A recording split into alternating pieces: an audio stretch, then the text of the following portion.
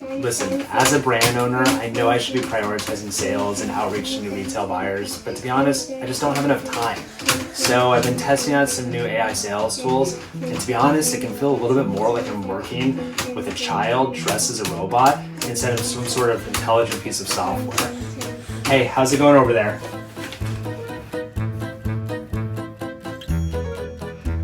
See what I mean? Hey Teresa, I really resonated with your last LinkedIn post, and the fact that we both live in New Jersey made me want to reach out.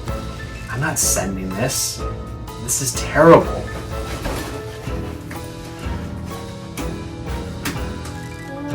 Send it! Oh, why are you waking me up? I sent 500 emails. You sent 500 emails today? That's great.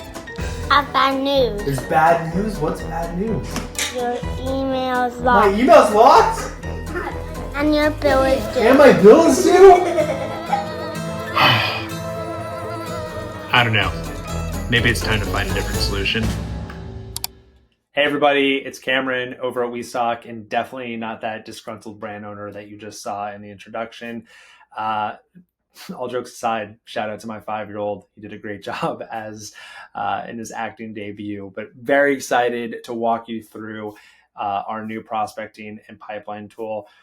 Transparently, we've been working for months on this, and I think since day one of launching WeStock, we've always had brands asking like, hey, I get there's a lot here, there's a ton of data, but how do I use this information in my sales story? How do I make the most out of it? And we've been really working hard to, one, unify all of our data. So requests are not just the only thing driving consumer demand. We now use request forms, surveys, QR codes. Basically, all of our different tools are now unified and organized in a way where we are able to say, hey, this brand has interest, or this consumer has interest in your brand at this store. And then also take it where, let's say we have a hypothetical customer, Debbie, who maybe requested your product in Target, but she also engaged in a rebate with another brand at 7-Eleven. We're going to now take Debbie and we're going to say, hey, that she requested your product at Target, but we also know she shops at 7-Eleven. Those are two stores that are opportunities for you because we know Debbie shops at both. So we could take that one customer now and attribute them to multiple stores. So that's all kind of led into this new pipeline and prospect tool, which I'm going to walk through really quickly. So let's set, this is a real brand. I'm going to set our average sell-through case, which is accurate for them, their SRP case. And just to give you some context, this brand has been on the platform for 90 days. So if you're a brand that's been on WeStock for years, I implore you to log in and go to the prospect tab, because you most likely have millions of dollars of retail pipeline already built out.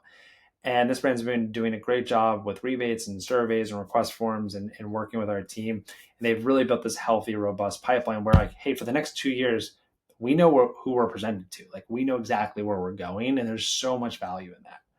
I'm going to scroll down here just so what you're seeing. These are the top 5 prospects. Again, the bigger stores are going to usually rise to the top, right?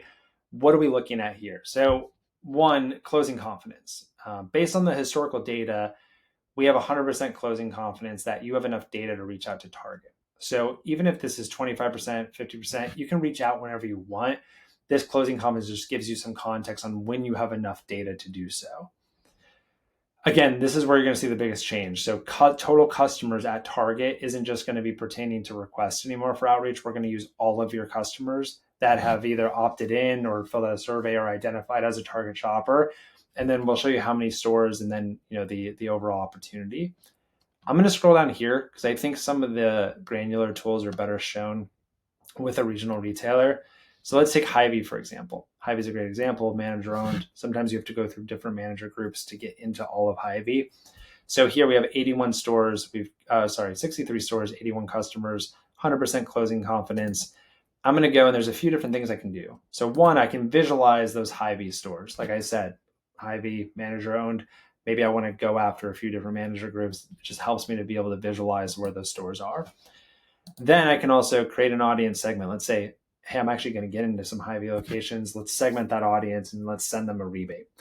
So you can create that segment. You can download the stores. Maybe you work for a broker with a broker for Hy-Vee. Okay, great. I'm going to download the stores, hand that over to them. And then you can generate an intro. This is a real brand, so I'm not going to do that because I don't want to disclose their name. So I'm going to go over to a test brand, and looking here at Berry Crunch, I'm going to go with Whole Foods here, and I'm going to go to, generate intro. Now, what this is doing now is creating an AI-enabled intro or cold outreach email to that retail buyer.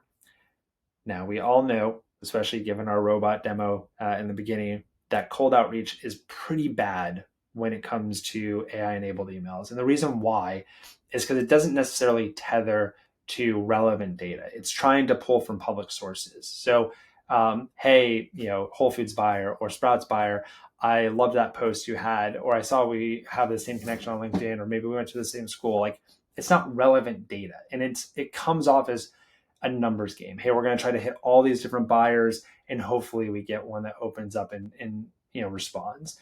Instead, with us, what we're going to do is we're going to use the data that you've collected. So it's highly personalized to that retailer. It's very specific, and it's proven out. Like, these are the emails we've been sending on behalf of our brands for years. And so what we're doing is we're outlining like a very clear subject line, which again, like if it's a brand that is like an actual brand that has multiple requests for customers, that number will be in the subject line, which will be a little bit more impactful. But even when this, where it's like a fake brand and 3 kind of test requests here, like we're showing 3 very specific stores, a very clear call to action to potentially review samples and chat about a future partnership. And it just allows you to create really, really customized emails to that retail buyer.